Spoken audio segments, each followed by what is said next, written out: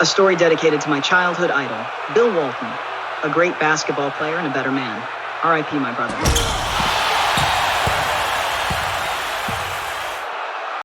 Yes, in 1977, I was a world champion. I showed up for every game. I yelled and screamed and booed at the referee. I did everything in my power to win. I was locked in, completely focused. I was there for all the pre-game preparations. I read all the news and gossip and memorized the box scores.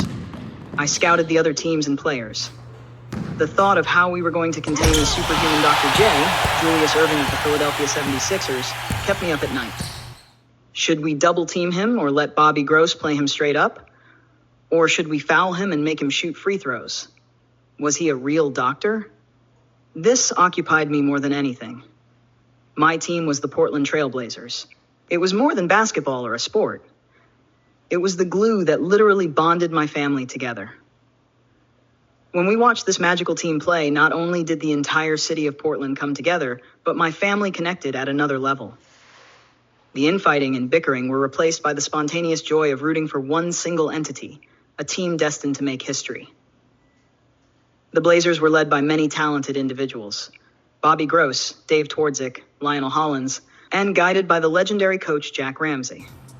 But the real stars were Maurice Lucas and a long-haired hippie named Bill Walton. These two titans were the yin and yang of professional basketball.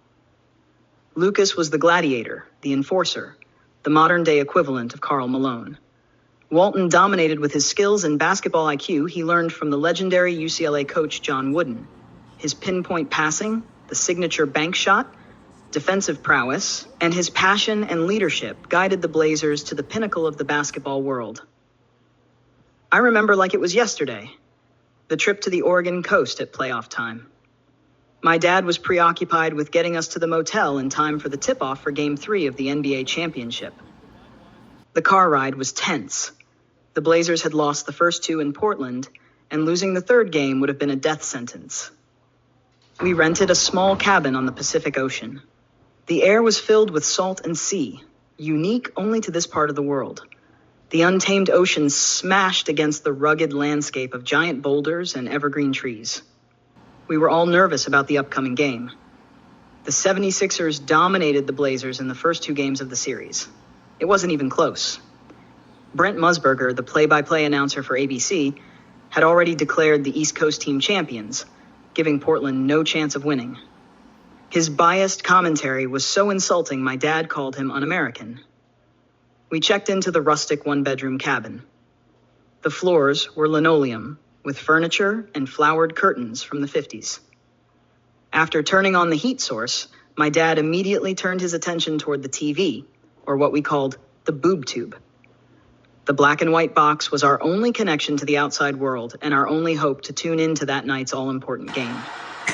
My dad approached the vintage appliance like an astronaut on a mission.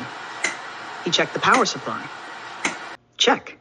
He positioned the TV towards the checkered forest green furniture in the small living room for maximum viewing enjoyment. Check, check. He adjusted the rabbit ears for maximum reception. And then, the moment of truth, with my brothers and me watching, he turned on the old box. We held our collective breath as the light flickered on the screen, and the glow of the transistors could be seen in the back of the box. Within a few seconds, the box lit up, and we were in business. The telecast of the game started as usual. The producers would always introduce the host city with a flyover from above the city and then zoom in on a famous landmark. Welcome to Game 3 of the 1977 NBA World Championship, everyone. Brent Musburger announced as the camera panned in on the Liberty Bell, Philadelphia's most famous landmark, between the Philadelphia 76ers and the upstart Portland Trailblazers. Listening to Musburger's opening remarks shot a tingling sensation through my 7-year-old body. The thought of my hometown team representing us in front of the world filled me with great pride. Yes, I am from Portland. Yes, those are my heroes. Yes, that's my team. The game started better than I could have ever hoped for. The team came out firing on all cylinders, immediately erasing my fears that they would flop again on the biggest stage.